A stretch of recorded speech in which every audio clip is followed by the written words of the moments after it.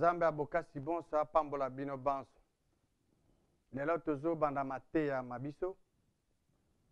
Oyo tolingi toyebisa na bino ete totika Nzambe oyo solo akamba biso pe akamba ekolo na biso. Tina na mateya mana ezali koyebisa na bana mboka bana Congo ke tozonga epai ya kolo Nzambe, tozonga epai Nzambe oyo solo, tozonga na kati ya liloba lia ye, tozwa ba principe za na kati ya liloba ne po ete tokamba mboka na biso République démocratique du Congo. Ba mateya manso mai tokosala na teme oyo ekozala lokola biyano na mituna miye tokotuna.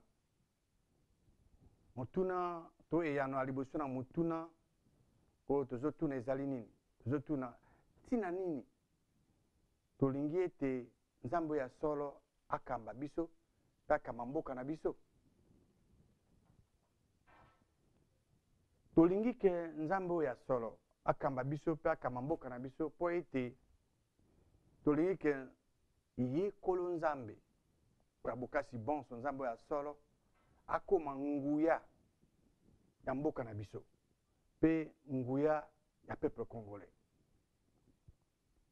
Tolingi ke Nzambe ya solo akamba biso pe akamba ekolo na biso po ete l'état laïque échoué na mboka na biso. Sima ya mibu 53 tosaleli yango mboka na biso ezokobonga te, mboka na biso ezozonga kaka sima. Na kati ya l'état laïque elingi koloba tolingi te ke Nzambe oyo azali mwinda azala impliqué. Tolingi Nzambe azala na kati te. Lokola bino moko boyebi na mokili oyo tozali, soko moto alingi apona, moto aza obele na choix mibale. Soit moto wana akopona Nzambe ya solo to Nzambe ya se. Po banzambe baza mibale. Moto soko alingi apona kosala soit malamu to akosala mabe. Moto akodeside akosala ndenge wana. Moto akodeside kotambola kati ya molili to na kati ya mwinda. Donc biso na Congo na boponaka l'état laïque elingi loba biso toponaki kotonga mboka na biso, kotambusa mboka na biso selon ba principe ya molili. Principe oyo bato basali, bato baye nango, tozi tosalela yango. Na mboka na biso ezonga obele sima. Na kati ya liloba ya Nzambe tozomona ke Nzambe aza mwinda. Nzambe ya se aza molili, azali prince ya molili. Ye na kati ya molili nde esika aza koopere, amesani kuna wana nde mokili na ye. Alors mwinda na molili ekovanda esika moko te. Molili ekozala makasi ndenge nini, ata mwa eteni moke ya allumette opelisi engalisi esika nyonso to wana molili ebungi. Donc biso tolingi ke mboka na biso ekambama eyenge bene na mwinda oyo ezali liloba Nzambe. Tango biso to adopte l'état laïque elingi koloba biso tolingi ke mboka na biso ezala dirigé selon ba principe ya molili. Mais ennemi to mungune ya Nzambe oyo azali munguna na yo pe munguna na ngai, kombo na ye Zaburu. Ye nde aza mokonzi ya molili, ye nde mokonzi ya molili, prince ya molili. Esengeli to soki tolingi ke mboka na biso ekende liboso, esengeli to kende na Nzambe azali mwinda, ba principe ya parole na ye oyo ezali mwinda, po ete tomona nzela esika tozokende. Toumeli mingi na molili, esengeli tolongwa kuna, totika molili, tozonga na mwinda. Mwinda esika nzambo ya solo azali. Totika nguya ya monguna, tosala nguya ya nzambo ya solo.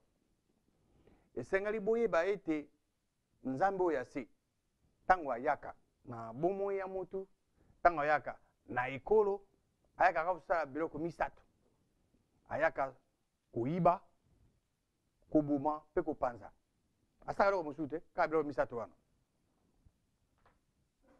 Na kati ya l'état laïque, topesi confiance na biso mobimba na bato.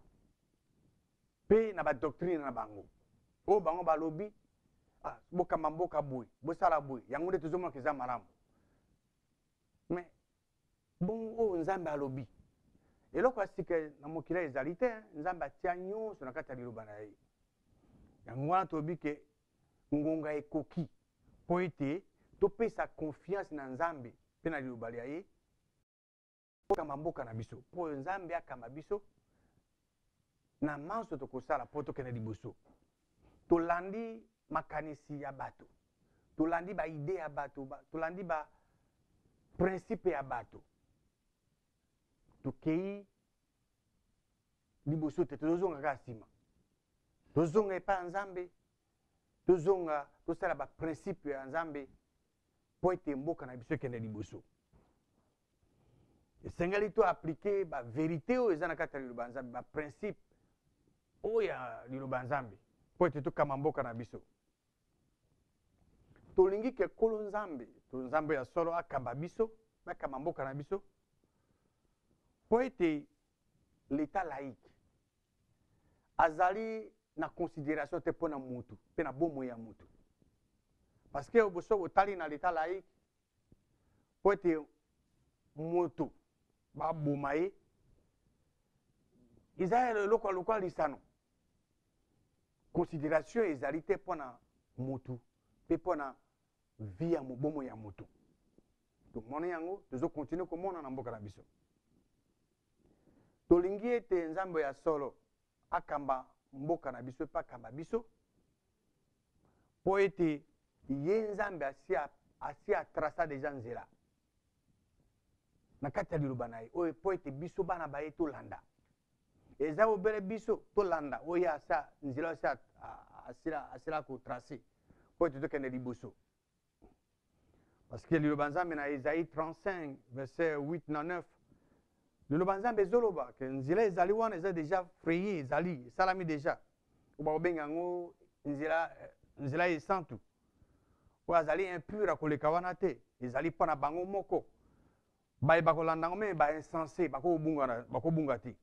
Na nzela wana kosi azali te, nyama ya mabe akozala kuna te. Donc badélivre bakotambola na nzela wana.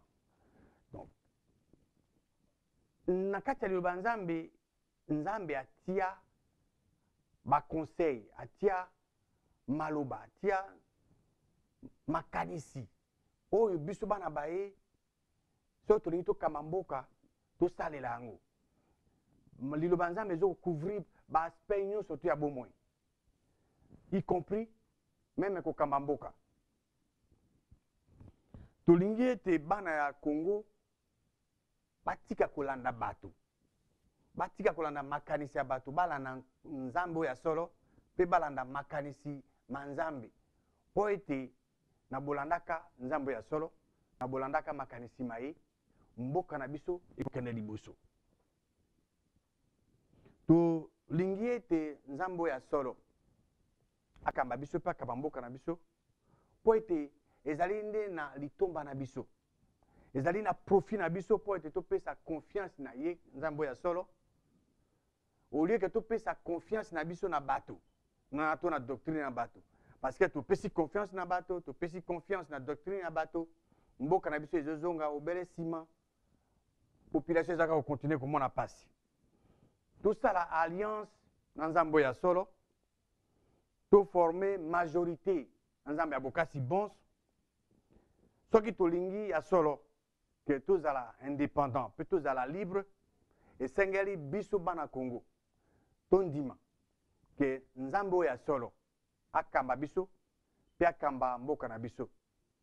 Kolo nzambe apambola bino banso mpe apambola mboka na biso République démocratique du Congo.